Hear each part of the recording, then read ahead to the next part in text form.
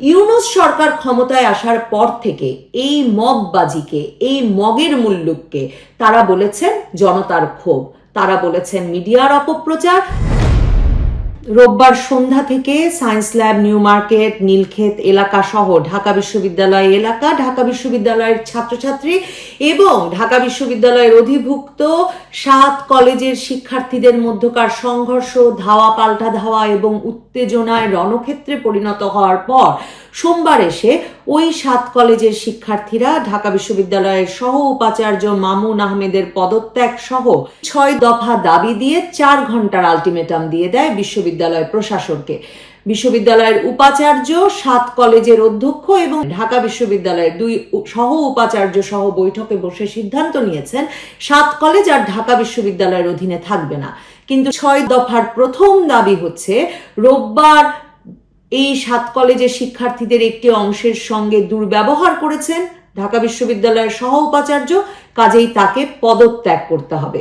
5ই আগস্টের পর থেকে সারা দেশ জুড়ে যে অসংখ্য শিক্ষককে ফ্যাসিবাদের দোসর, দালাল নাম দিয়ে কিংবা সংখ্যালঘু হওয়ার কারণে কিংবা ছাত্রছাত্রীদের সাথে তথাকথিত দুর্ব্যবহারের কারণে, মানে যে কোনো তুচ্ছ অভিযোগের প্রেক্ষিতে সারা দেশের স্কুল কলেজগুলোতে যেভাবে অধ্যক্ষ এবং শিক্ষকদের অপসারণ করা হয়েছে, 50-100 জন মিলে শিক্ষকের রুমে ঢুকে জোর করে পদত্যাগপত্রের সাইন করানো হয়েছে, সেগুলোর ভিডিও ছড়ানো হয়েছে, কিংবা ঢাকা বিশ্ববিদ্যালয়ে শিক্ষার্থীরা ফ্যাসিবাদের দোসর, দালাল নাম দিয়ে তালিকা করে যেসব শিক্ষকদেরকে একাডেমিক কাজ এবং শিক্ষা কার্যক্রম থেকে সম্পূর্ণভাবে বিরত রাখতে বাধ্য করেছে বিশ্ববিদ্যালয় প্রশাসনকে, তারই ধারাবাহিকতায় এখন সাদা দলের শিক্ষক, বিএনপিপন্থী সাদা দলের শিক্ষক মামুন আহমেদ, যিনি টকশোতে বিএনপির কথা বলে গত 15 বছরে পরিচিত মুখ হয়ে উঠেছিলেন, তিনি ছাত্রদের সেই মববাজির শিকার হলেন। আমি তোমাদেরকে বলেছি 2 জন আসতে। কেন বলেছি 2 জন আসতে? আমি তোমাদের কথাটা শুনতে চাই। জি sir, what is your problem? But তুমি দল বল নিয়ে আমার মনে হচ্ছে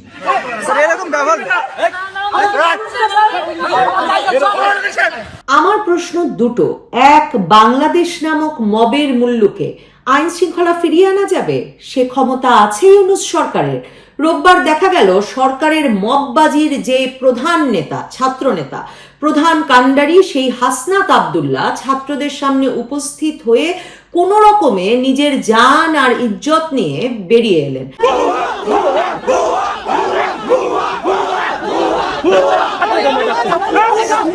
আপনাদের মনে থাকবে এই সেই হাসনাত যার কথা 2 মিনিট শুনতে রাজি হচ্ছে না বিক্ষুব্ধ ছাত্ররা, কিন্তু তার মববাজির আলটিমেটামে বাংলাদেশের উচ্চ আদালতের, হাইকোর্ট আর আপিল বিভাগের বিচারপতিদের বদলে ফেলা হয়েছিল।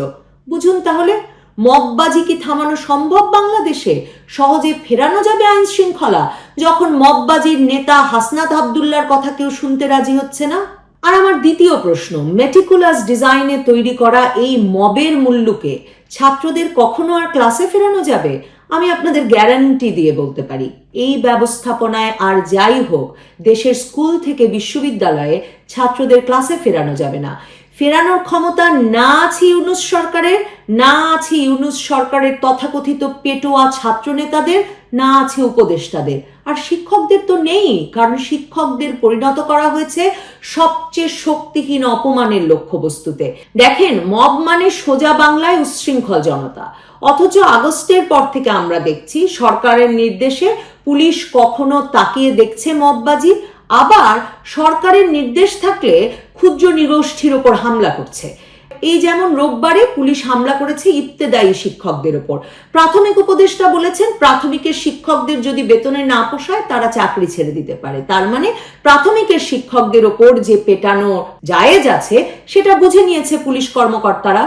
ইউনূস সরকার ক্ষমতায় আসার পর থেকে এই মববাজিকে, এই মগের মুল্লুককে তারা বলেছেন জনতার ক্ষোভ, তারা বলেছেন মিডিয়ার অপপ্রচার, তারা দাবি করেছেন এই ভাঙচুর, হুমকি, ধামকি, লুটতরা, যাকে ইচ্ছা পদে বসানো, যাকে ইচ্ছা পদ থেকে সরিয়ে দেওয়া, যার তার বিরুদ্ধে আলটিমেটাম দেওয়া, এ সবই রাজনৈতিক ক্ষোভের বহিঃপ্রকাশ।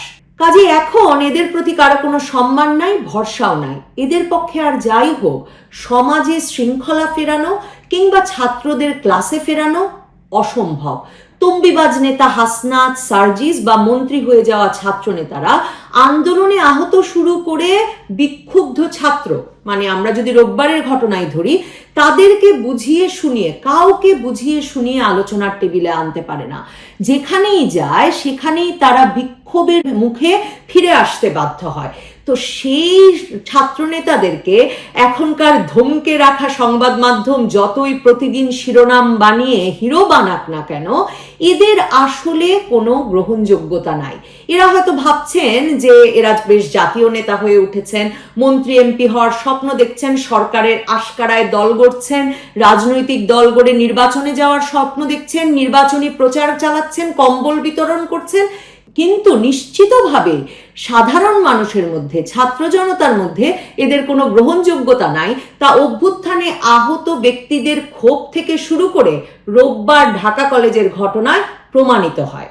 আর এরা সারা দিন ভেঙে দেব, গুড়িয়ে দেব, একে মারবো, ওকে ধরবো, একে না সরালে সরকার ফেলে দেব, একে না সরালে শহীদ হব, জান দেব, এসব বলে বলে নিয়মিত যারা শিরোনাম হচ্ছেন, তাদেরকে দেখে আপনার আমার ছেলেমেয়েরা তো ভাবতেই পারে যে হিরো হওয়ার এটাই সহজ পথ, এবং এইভাবে হিরো হয়ে একসময় জাতীয় নেতা ভাব নিয়ে মন্ত্রী এমপি পর্যন্ত হয়ে যাওয়া যাবে। তাহলে ছেলেমেয়েরা ক্লাসে ফিরবে কেন? স্কুলগুলোতে এখনো বই যায় নাই। জানুয়ারির 1 তারিখের মধ্যে স্কুলগুলোতে যে বই যাওয়ার কথা, তা কবে যাবে তা এখনো উপদেষ্টা বা মন্ত্রণালয়ের পক্ষ থেকে বলা সম্ভব হচ্ছে না। আমরা জানি না সারা দেশের যে অসংখ্য স্কুল কলেজে শিক্ষকদের, অধ্যক্ষদের অপসারণ করানো হলো, সেসব জায়গায় উপযুক্ত শিক্ষক, অধ্যক্ষ পাওয়া গেছে কিনা। কিন্তু বাংলা মিডিয়াম সরকারি বেসরকারি স্কুলে বাচ্চাদের হাতে বই নাই। বিশ্ববিদ্যালয়ের শেষ কয় বছরের পরীক্ষা আসলে হয়তো আপনার সন্তানের আটকে আছে, কবে হবে, সেশন সময় মতো শেষ হবে কিনা, মাধ্যমিক উচ্চ মাধ্যমিক পরীক্ষাগুলো সময় মতো হবে কিনা, কবে ক্লাস হবে, কলেজ বিশ্ববিদ্যালয় স্কুলে গেলে ক্লাস শান্তি মতো করে ছেলে মেয়ে বাড়ি ফিরতে পারবে কিনা, এই চিন্তাগুলো আসলে বাংলাদেশে নিম্নবিত্ত, নিম্ন মধ্যবিত্ত আর মধ্যবিত্ত বাবা মায়েদের। ফেসবুকে কিংবা সামাজিক আড্ডায়, সামাজিক পরিসরে যারা দেখবেন সংস্কার রব এই 6 মাস পরেও তুলছেন এবং বলছেন নির্বাচন যত ইচ্ছা পিছিয়ে যাক, রাজনৈতিক দলগুলো কি করবে জানা আছে, বরং ইউনূস সরকার যতদিন ইচ্ছা থেকে সংস্কার করুক এবং যখন ইচ্ছা নির্বাচনে যাক, মনে রাখবেন, খোঁজ নিয়ে দেখবেন এদের কারো সন্তানেরা বাংলা মিডিয়াম স্কুলে বা বাংলা মিডিয়াম শিক্ষা ব্যবস্থায় বা পাবলিক বিশ্ববিদ্যালয়ে পড়ে না। এদের সন্তানেরা হয় অত্যন্ত দামি ইংলিশ মিডিয়াম স্কুলে পড়ছে, না হলে এদের সন্তানেরা বিশ্ববিদ্যালয়ে পড়তে বিদেশে পাড়ি জমিয়েছে, কিংবা দামি বিশ্ববিদ্যালয়ে পড়ে বিদেশে দামি জীবন যাপন করছে। হয়তো নাতি নাতনিরাও অনেকের বিদেশেই থিতু হয়েছে। দেশের মাদ্রাসাগুলোতেও নেই এই মগের মুল্লুকের বিশৃঙ্খলা। মববাজি চলে না মাদ্রাসাগুলোয়। দেশের বাংলা মিডিয়াম শিক্ষা ব্যবস্থা, স্কুল, কলেজ, পাবলিক বিশ্ববিদ্যালয়গুলোকে চিরতরে বিশৃঙ্খল করে দিলে কার লাভ, কার ক্ষতি, সেই প্রশ্ন তুলুন। ছাত্রনেতা বলে সারা দেশে মববাজি করে দেশটাকে মগের মুল্লুক বানাচ্ছে যারা, তাদের নিয়ে প্রশ্ন তুলুন। হঠাৎ আমার আপনার সরকার হয়ে উঠলেন যারা, সেই ইউনূস সরকার, তারা কি পারবে দেশের আইন শৃঙ্খলা ফিরিয়ে আনতে? তারা কি পারবে ছেলেমেয়েদের ক্লাসে ফেরাতে? যদি না পারে, তাহলে প্রশ্ন তুলুন, কবে যাবে তারা একটা নির্বাচিত সরকারের হাতে এসব দায়িত্ব বুঝিয়ে দিয়ে?